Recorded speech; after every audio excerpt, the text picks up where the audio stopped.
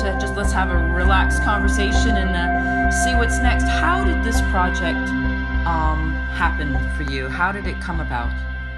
Well, first of all, I'm glad you like the film. I've known Nick, and I've worked with Nick for about 12 years or so now, in a variety of different capacities, mostly as his producer, and on this film as his editor. I live in Kenya, and I happened to be working for CNN a couple of years ago, doing shorter documentaries for them. And when Nick was looking to do his next film and got in touch, he had a variety of, he had a couple of stories that he was looking at. And as is usually the case, I think he went to pitch the film, and I think it was at Showtime first. And among the ideas that were kind of thrown out there was one on Whitney Houston. And Nick mentioned it to me as well. And we realized that, we didn't know much about her. And we didn't come from a fan base as such. We just looked into her, read about her life, and found that actually there was quite a lot there that was very interesting and was certainly worth looking further into. And that's essentially how the film started. So when did you begin the project? It's quite a long process. I mean, Nick probably started, I would have thought, about 2.5 years ago, when he first started kind of putting the idea down on paper. I joined the production just over 2 years ago, once Nick had kind of decided that this is what his next film was going to be. So I left Kenya at that point, moved out to Los Angeles to start on the film, and I don't think we expected it to take as long as it did, but it did take quite a long time. Mm-hmm.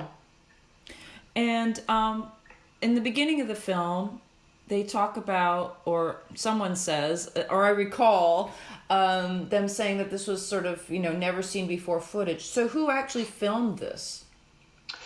This is in part why it took such a long time to make this film. We had started by filming a variety of Whitney's bandmates and friends, people who knew her, and we had this kind of collection of interviews, but what we were really lacking was great footage. And we had heard through people's interviews that at some point in 1999 that there had been this Austrian filmmaker who had been granted access to film Whitney and went on tour with her for 3 months and had shot this kind of huge amount of footage, and nothing had ever been done with it. And that's, this guy almost became a myth to us. We could never find out who he was, how to get in touch with him. And we worked with this pretty intrepid archivist who, her name was Lisa Savage. She basically spent 6 months trying to track him down, and eventually leaving Australia, traveling all the way to Vienna, and found him. And at that point, Nick joined them, and he had this, hundreds of hours of footage of Whitney on tour in '99, and he had never managed to make a film out of that footage. And so it was a marrying up of two films, essentially. It was his footage that made the backbone of our film, and so that's why this Austrian filmmaker, Rudi Dolezal, and Nick shared the co-directing credit on the film, because essentially it was both their films. And because it's such a touchy subject. I mean, she's, I personally always loved her. I think she was gifted and all this, but when you see the film and you're privy to, very intimate personal moments, Sissy Houston, her mom, how was her response to you in the interview? Because there's a moment in the film when the choice is made to quote Sissy saying, "Whitney stole my style," essentially. I think that quote comes from her book. One of the characters that we interview in the film explains that is the sentiment she comes across. She gets across in her book. Rudy actually was the one who filmed Sissy, and I think shortly after Whitney passed away. And so we, myself and Nick, never had any direct contact with her. So I'm not entirely sure. Right. On her take on much of this. But yes, I do. Just to say one thing. Yeah, sure. To go back to what you just said, starting out on the film, obviously none of us knew much about her either. We obviously knew the hits. We kind of knew the hits and the downfall, which was so public. And so the music is kind of, when you listen to the records, although it's catchy, you would never know that it was as amazing as when you see those live performances, which is what Rudy did so well in capturing. Right. And so the idea for us was to try and use that to do something that was a bit more sympathetic towards her, and not really focus on the downfall, which has been so public. And I think people probably had, I think people kind of enjoyed in this voyeuristic way, as we do, kind of enjoyed finding out about the tabloid headlines, because I think she was such a private person. And so it was kind of nice to be able to try and do something that left the right legacy behind. And how did you do that carefully? When we get into an artist's world like Whitney's, who again was this beautiful, talented, top of the world star who basically has, at the time, rumors of her sexuality, her drug use, and all this. How do you, as a director, take care in some way to reveal the truth, whatever that might be, without, as you said, become tabloidish? What, as a director and editor, what choices do you make in order to hopefully safeguard their legacy, Whitney's legacy? Well, that's an interesting question, because I think, there are many different ways of approaching these kind of films. One way, in fact, the first cut, there was another editor on board prior to my joining. I'd been on the film, but I hadn't been working on the edit. And it was a much more biographical account of her career, which was probably very factually, it was factually correct, but obviously doesn't really resonate with an audience. It's kind of one of those things where you try and tick all the boxes and make sure that every single element of her life is in there. Yeah. And what you end up with, if you're not careful, is something that is a biopic, biographical, blow by blow, correct, but doesn't really engage with an audience. Right. And for us, once we got hold of this 99 footage and went through it, and bearing in mind there's hundreds of hours and there's all this kind of candid backstage stuff, we literally fell in love with Whitney Houston, this kind of not the Whitney Houston you see on stage, but the kind of nippy, the girl from New Jersey. She was funny, and she's beautiful and just charismatic, and it was quite a pleasure to be able to just sit there and watch this footage. And our feelings towards her changed, because that's really the first time we probably felt we got to know who she was. And what we then wanted to do, Nick and I, and we sat down for quite a while to discuss this, is to try and put out that feeling that we had about how we felt about her, to put that in a film. Mm-hmm. Almost like a love letter, I suppose. I understand. Because it is a loving look at her, and it's trying to understand those pressures that led her to go down the path that she did. And not doing so in a judgmental way, which I think is an easy thing to do, and something that we do naturally.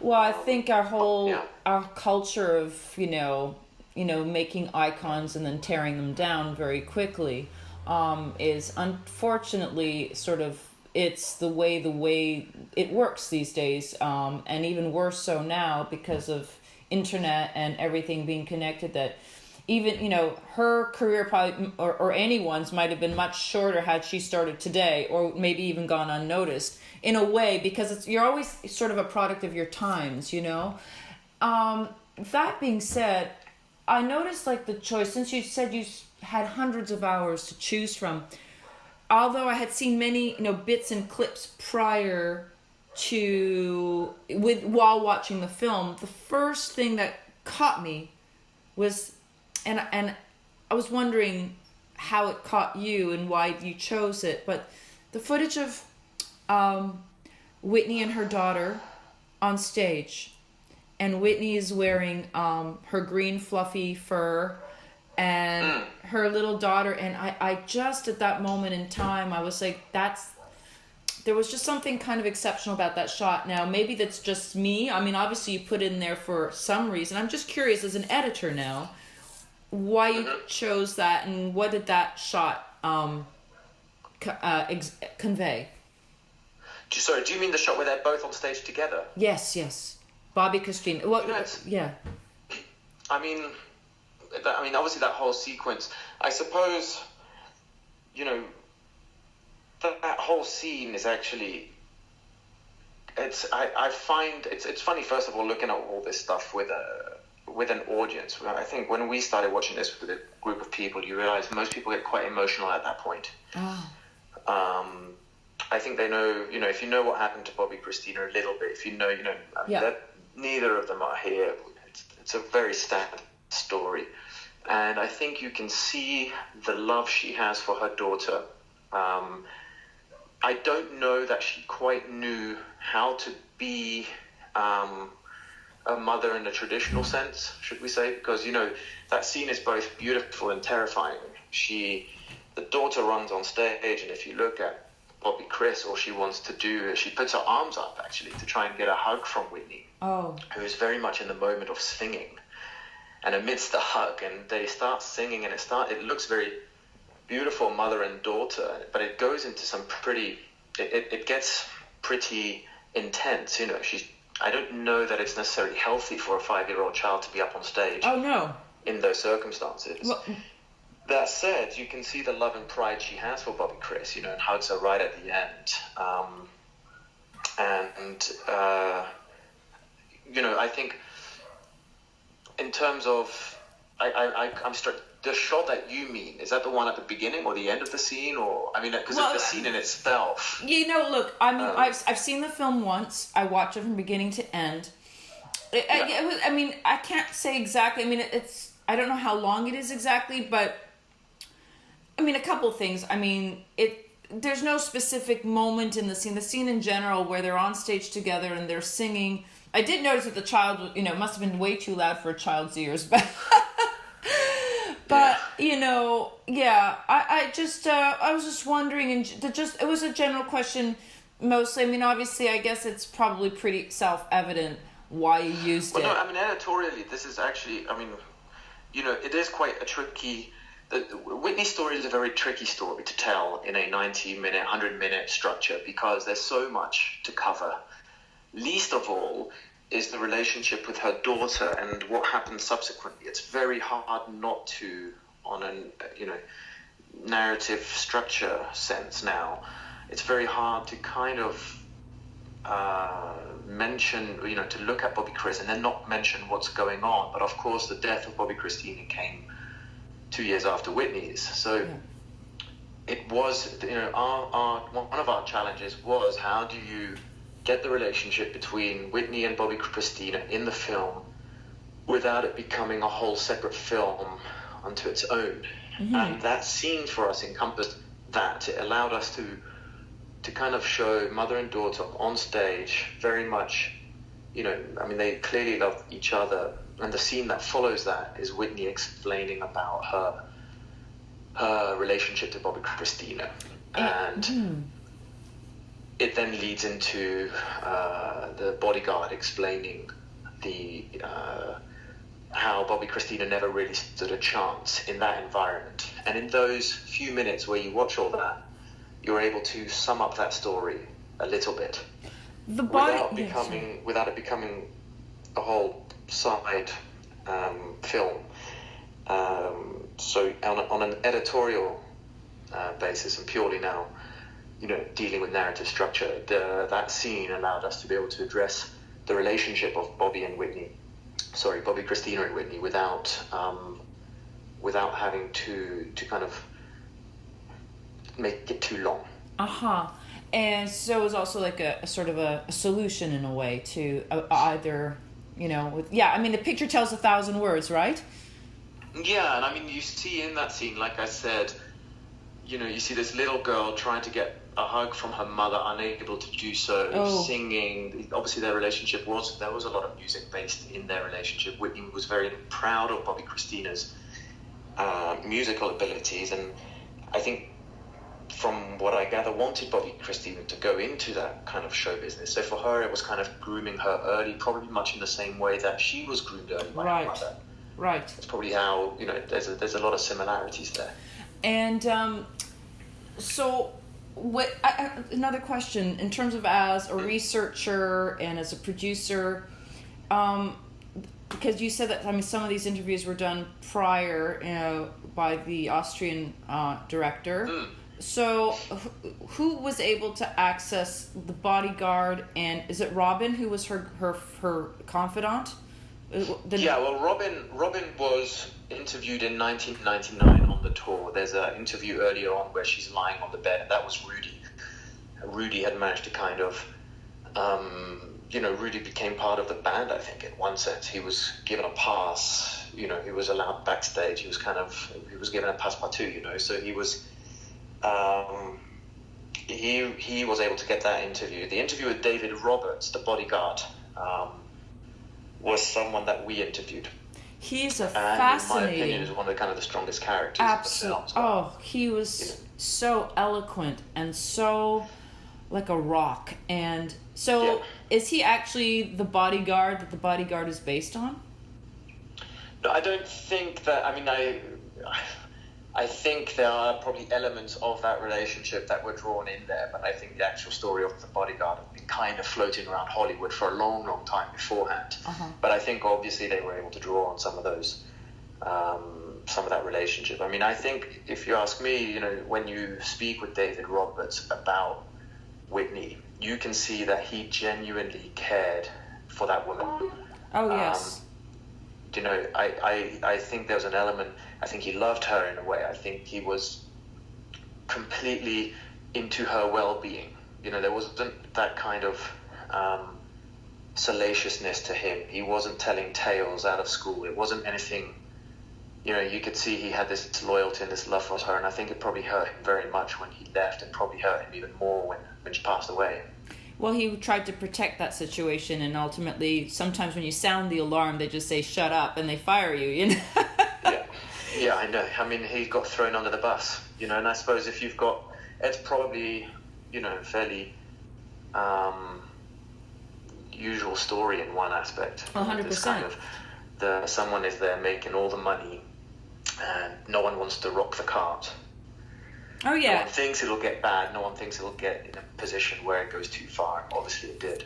The whole thing is about all these people being paid lots of money, and then it's also a story about, let's call it what it is, a drug addict who doesn't want to be called out for what she is, or he is. And so, or what, when Robin tried to warn Whitney, obviously, again, the story much more, you lived with it for so long, but, and I might be misquoting a couple of, chronological things or people, but essentially to say that when someone is addicted to something in that intense acute moment, they will reject anyone who tries to help them. I think that's very true, and I think from what I understand about addiction, firstly you have to kind of hit rock bottom before you're able to come back out, and I think when you're surrounded by enablers, you never hit that rock bottom. Secondly, I think there's a stigma. Obviously, there's this kind of stigma that's attached with being a drug addict or an addict of any sort.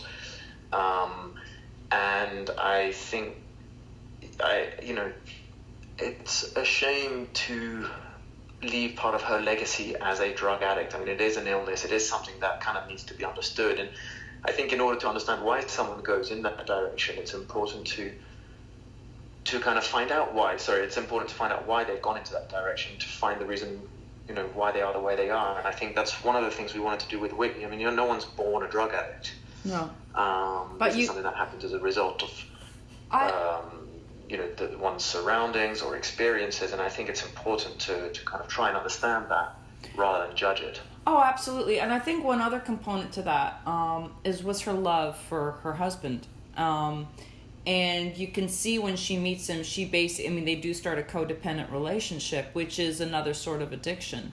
And it becomes Absolutely. And it becomes her downfall, and she gives herself up, which is, to be honest, it's not an uncommon thing for sometimes even powerful women to do it. And I mean, the first person in your life is usually, either your mother or your father, who sometimes becomes a role model for the rest of your life in terms of their template of how you relate to to men or women in your intimate relationships. And so I believe that is probably the beginning of the spiral. It was fertile ground for something like this to happen anyway. Yes. No, I agree with you there. I think she came from a time and an area where this was a prominent thing to do, as a recreational, thing to do on the drugs front. At a time probably when no one really knew the dangers either. Show business in the 70s and 80s, I think you've heard all the stories of how crazy that was. No one thought there would be any consequences. I think she and Bobbi definitely loved each other. Oh, yeah. I don't really believe this narrative that they never really did. I can see very clearly Absolutely. that this is kind of a couple besotted with one another, and I think it goes beyond the drugs. I mean, yes, there was large element of codependency, but you see them on the stage together, and these are two people that I think genuinely loved each other. So what do you think happened there, and why were you able to or not able to get in touch with him for any type of interview? You mean Bobbi? Yes, Bobbi Brown. Bobbi was, at the time, about just over a year ago, I think he released an autobiography, a book. I think it was limiting various media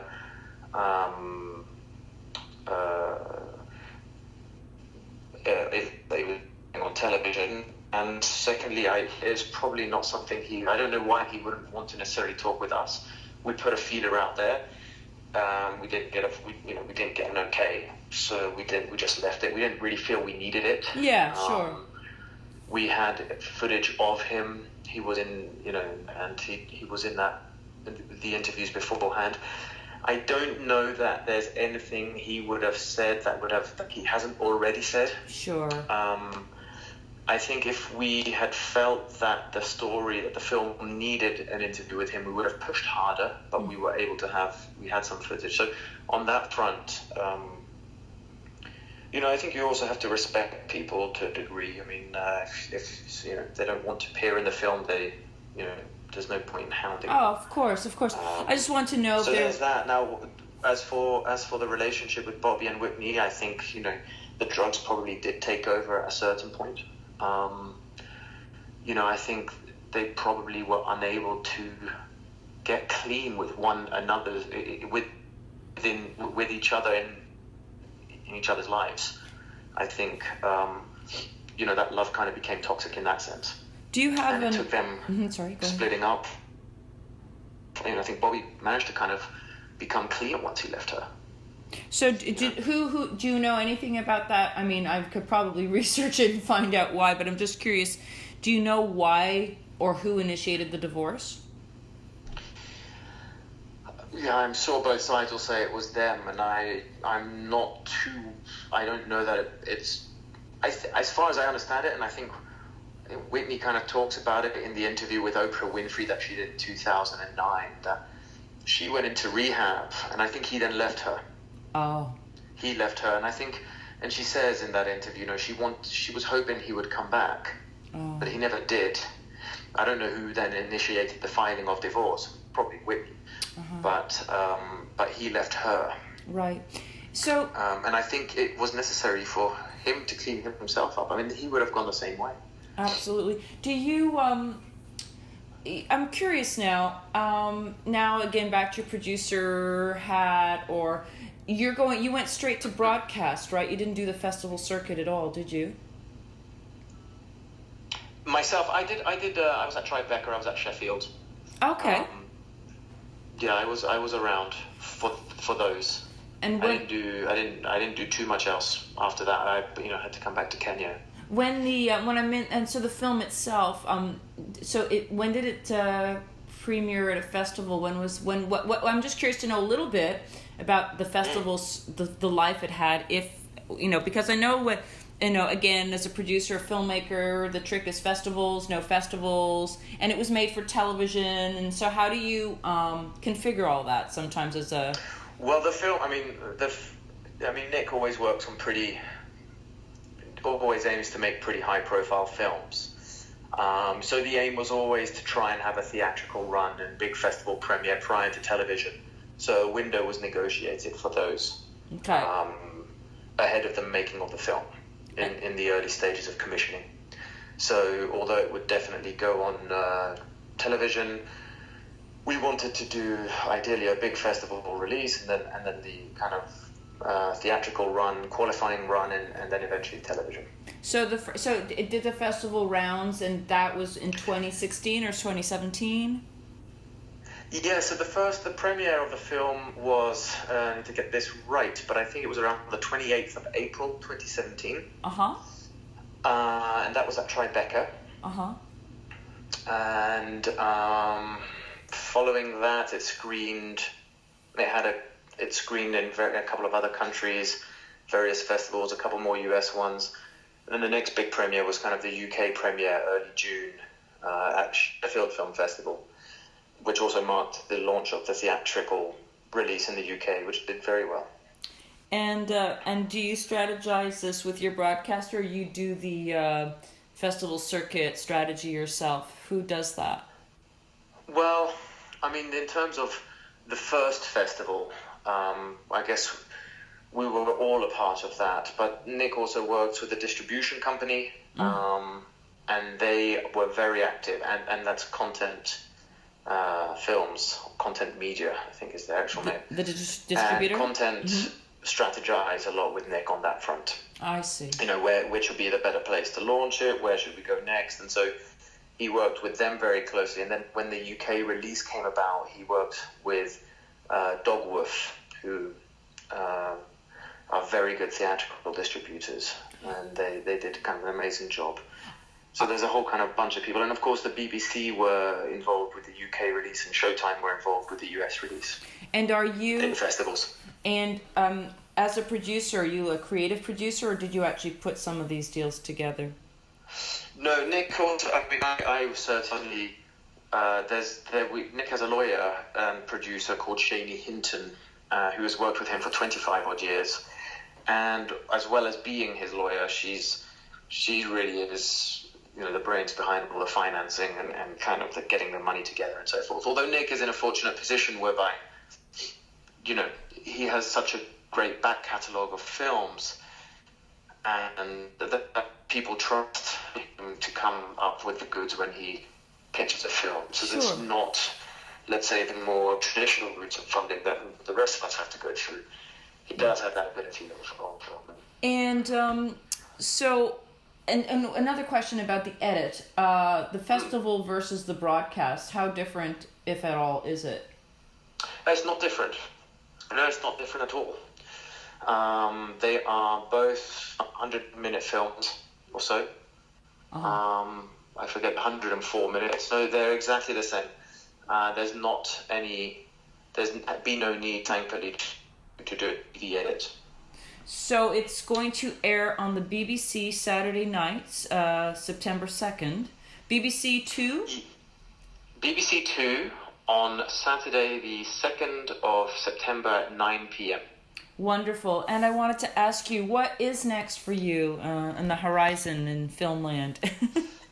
Well, as always, you try and keep a couple of irons in the fire, but I'm very much committed to making a documentary here in Kenya about an artist here called Tonyo Drabinsky, who was murdered 16 years ago in Nairobi in Kenya, and I'd like to do a story about him.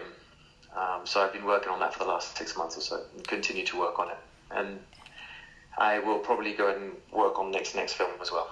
Well, that is absolutely fascinating. Mark Hoffman, thank you so much for your time talking to us today, and I look forward to your next projects, and best of luck with Whitney. Thank you very much. Oh, you're so welcome. It's been an absolute pleasure. Same here.